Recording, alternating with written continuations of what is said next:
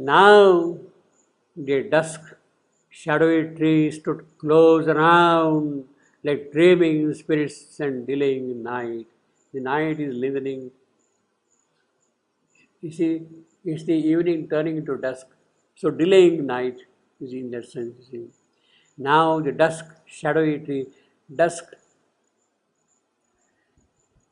is used here as an adjective.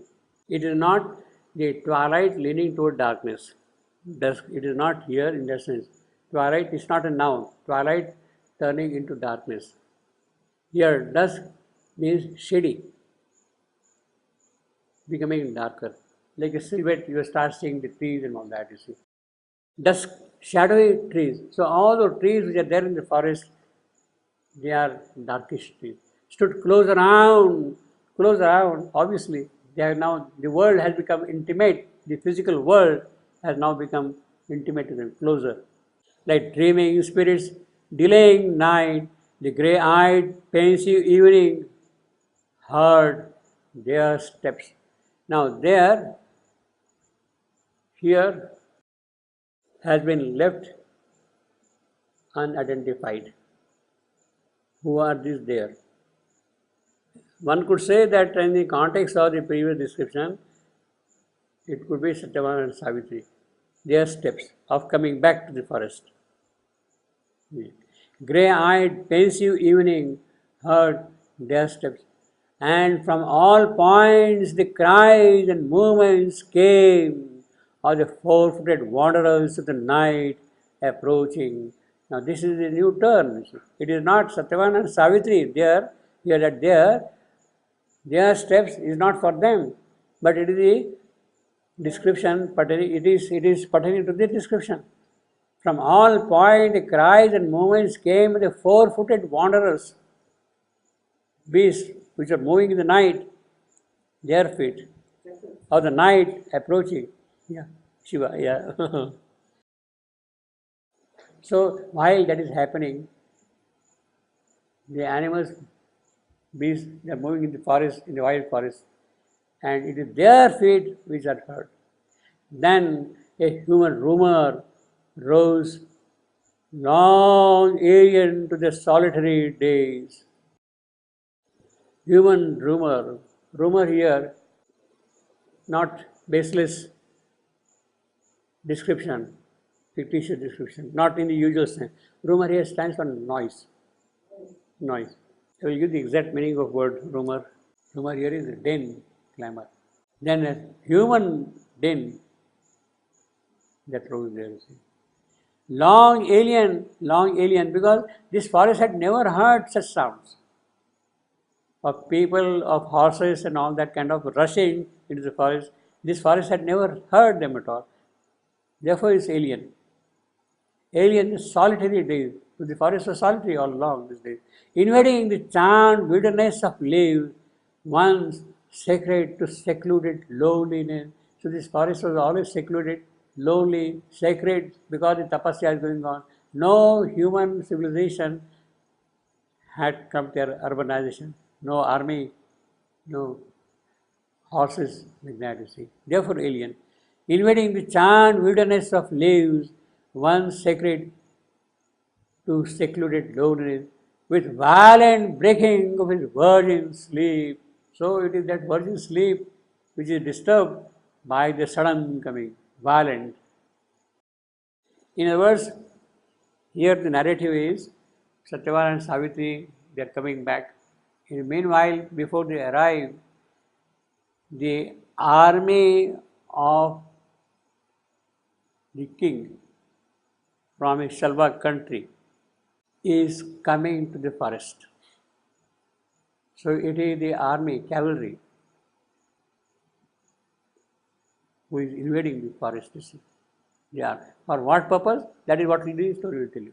Because they want now to take Dhimasena back. So the army is coming. Invading the charmed wilderness of leaves, once sacred to secluded loneliness, with violent breaking of his virgin sleep. Through the screen dusk, it deep and still, and they are near floating of many voices, and a sound of many feet. So he's describing the whole army marching there. Many feet, till on their side broke in on their Satyavan and Savitri.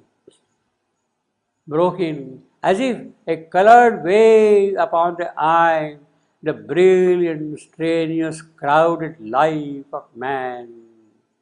So the whole army, the whole urban atmosphere is kind of built up here around, you see, as if a colored wave upon the eye. See, when the army comes, it comes in full glitter, in the army dress and all that, you see.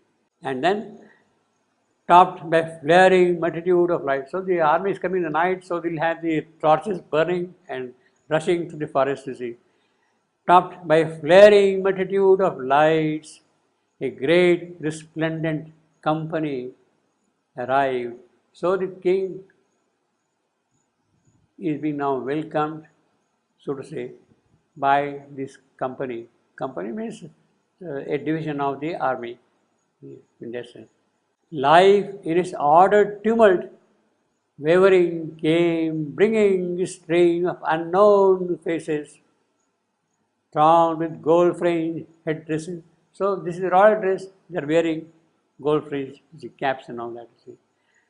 You must have seen Maharaja, all those things with embroidery and all that. Gold broidered robes, glittering of ornament, fluttering of hems, hundreds of hands parted the forest above. So that's the company which is rushing into the forest, you see.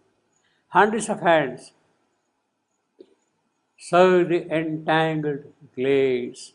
Search for what? Where is the thatch of King Dyumatsena? They're looking for that. Calm, white-clad priest, the grave-eyed sweetness brought. So the army is also coming along with holy people, with priests, with Brahmins, for proper religious ceremony. Strong warriors in their glorious armor shone. The proud whose steeds came trampling through the wood. So these are the proud horses which are rushing into the forest wood. And then in front of them, King Dyumasena walked in front of that army.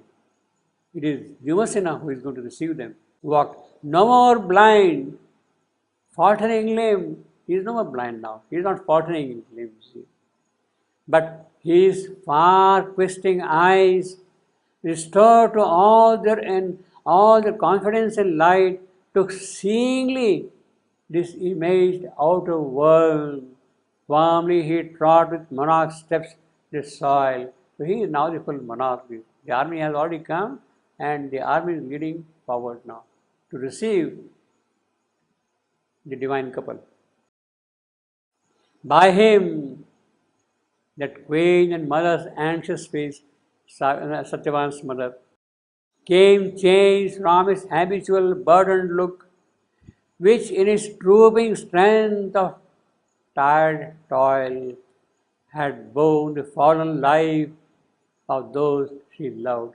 Yes, she was a queen in the palace, but she had to do small little work here. Right. Her patient paleness wore a pensive glow. What a line. Her patient paleness wore a pensive glow.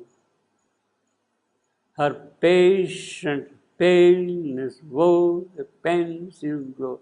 Perfect iambic line, you see. Perfect iambic. It shows the way in which the mood is also moving.